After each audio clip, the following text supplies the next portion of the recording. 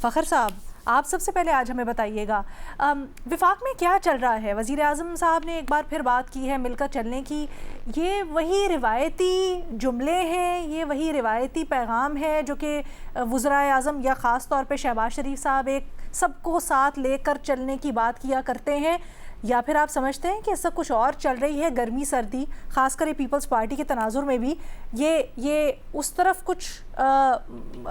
وزیر اعظم نے پیغام دیا. What do you make of it?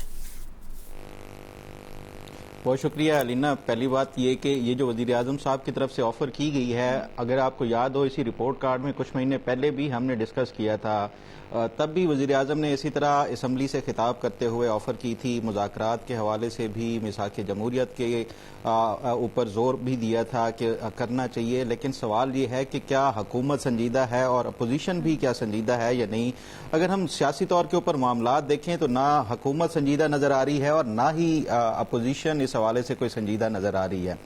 جہاں تک بات ہے کہ کیا ماحول ہے اسلام آباد میں سیاسی طور کے اوپر، پھر پیپلز پارٹی کے ساتھ جوڑ توڑ گلگت بلتستان کے حوالے سے ہو یا پیپلز پارٹی کو شکایات ہوں، ایون جو پی ٹی آئی کو شکایات ہیں، تو ایسی صورتحال میں کیا کوئی میثاق جمہوریت جو ہے یہ ممکن ہے بھی یا نہیں ہے. دیکھیں، اگر سیاسی طور کے اوپر دیکھا جائے بطور ایک صحافت اور سیاست کے طالب علم کے، میں سمجھتا ہوں کہ ہمیشہ یہ جو میثاق جمہوریت ہو یا جو سیاسی معاہدے ہوتے ہیں وہ ہمیشہ ہوتے بھی ایسی ہی صورتحال میں ہیں جب جو صورتحال اور جو سچویشن ہے وہ آئیڈیل نہ ہو. اگر آپ 2006 کی جو میثاق جمہوریت کی مثال دیکھ لیں،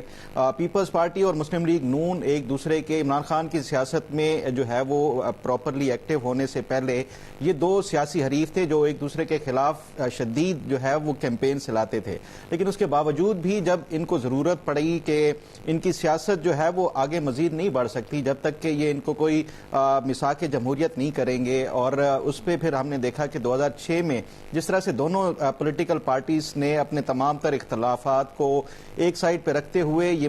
میثاق جمہوریت کے لیے گو کہ اس کے اوپر پولیٹیکلی اگر دیکھا جائے کامنٹری ہمیشہ یہی کی جاتی ہے کہ میثاق جمہوریت جو ہے وہ مکمل طور کے اوپر اس پہ عمل درآمد نہیں ہوا. لیکن اس کے باوجود بھی اگر ہم دیکھیں تو اسی میثاق جمہوریت کی وجہ سے کچھ جو مثبت اور جو پازیٹیو اس کے جو ثمرات سامنے آئے ہیں وہ اس سے کوئی جو ہے وہ اگنور نہیں کر سکتا. فار ایگزامپل اگر ہم دیکھیں جو پیپلز پارٹی کی حکومت اس میثاق جمہوریت کے بعد آئی، اس کے بعد سب سے پہلے کیا ہوا، جو 18ویں آئینی ترمیم ہم نے دیکھی، اور اسی 18ویں آئینی ترمیم کے ذریعے صوبوں کو اختیارات ملے. پھر اس کے ساتھ ساتھ جو NFC ایوارڈ ہے وہ ایک جو 2010 میں وہ کیا گیا، اس کے بعد جو صوبوں کو گو کہ اس پہ اب جو وفاق کی طرف سے کچھ تحفظات ہیں، لیکن اس کے باوجود بھی صوبوں کی جو یہ اختیارات کے حوالے سے یہ ایک بڑا دیرینہ مطالبہ تھا وہ آیا. پھر اس کے بعد ہم دیکھیں تو پچھلے 2008 سے لے کے کنزیکٹیولی گو کہ اس پہ ہائیبرڈ سسٹم یا یہ سارا کچھ ہے، لیکن اس کے باوجود بھی جو جمہوری طور کے اوپر الیکٹڈ جو گورنمنٹس ہیں انہوں نے اپنے جو ٹائم پورا کیا. تو یہ وہ ایگزامپلز ہیں جس کی بنیاد کے اوپر میں سمجھتا ہوں کہ سیاست کے اندر کبھی بھی زیرو سم گیم نہیں ہوتی. جبکہ اگر ہم پولیٹیکلی دیکھیں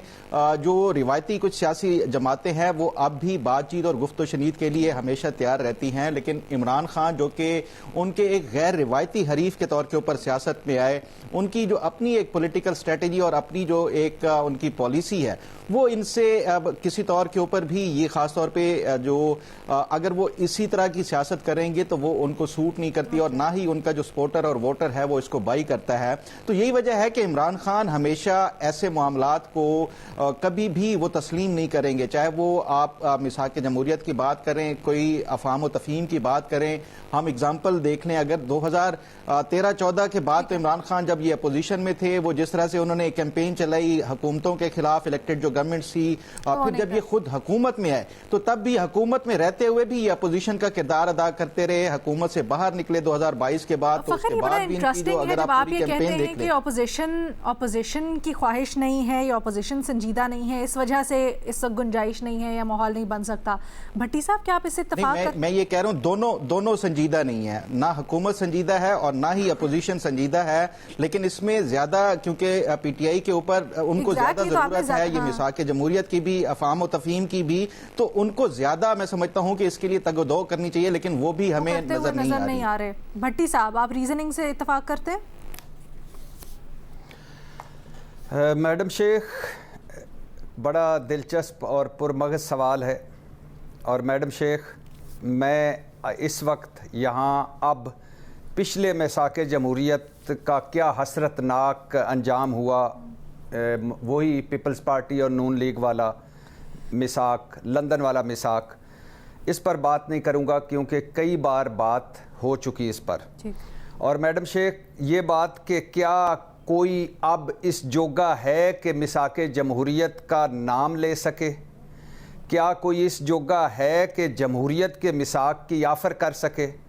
اس پر بھی بات نہیں کروں گا کیونکہ پھر خواہ مخواہ دل دکھی ہو جائے گا اور 2-3 گھنٹے برے گزریں گے۔ اور میڈم شیخ یہ بات کہ میثاق جمہوریت وہاں ہوتا ہے جہاں جمہور والی جمہوریت ہو، اس پر بھی بات نہیں کروں گا کیونکہ پھر بات لمبی ہو جائے گی۔ میڈم شیخ ذرا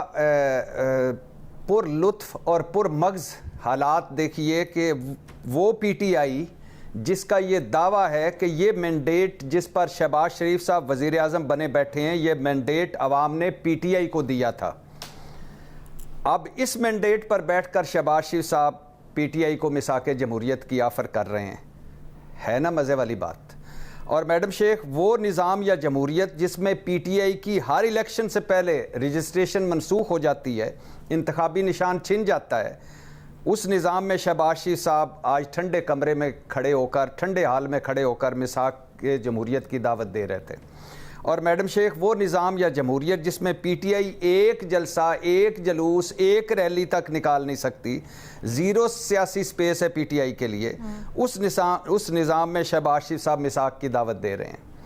اور وہ نظام میڈم شیخ جس نظام جمہوریت جس میں شہباز شریف صاحب عمران خان کہ خیبر پختونخوا کے وزیر اعلیٰ، باقیوں کو چھوڑیں، بہنوں کو چھوڑیں، سب کو چھوڑیں، خیبر پختونخوا کے چیف ایگزیکٹو جو ان کے ساتھ میٹنگز میں آتے ہیں، جنہوں نے خط لکھا، جنہوں نے ٹیلی فون پر بات کی، وہ شہباز شریف صاحب ان کی عمران خان سے ملاقات نہیں کروا سکتے۔ عمران خان کی بہنوں کو ملوانا، عمران خان کو ذاتی ڈاکٹروں سے ملوانا، یا عمران خان کا کہیں اچھے اسپتال میں چیک اپ کروانا، یہ علیحدہ باتیں ہیں۔ یعنی چیف ایگزیکٹو خیبر پختونخوا کو وہ نہیں ملوا سکتے، اور وہ ٹھنڈے حال میں کھڑے ہو کر کہہ رہے تھے کہ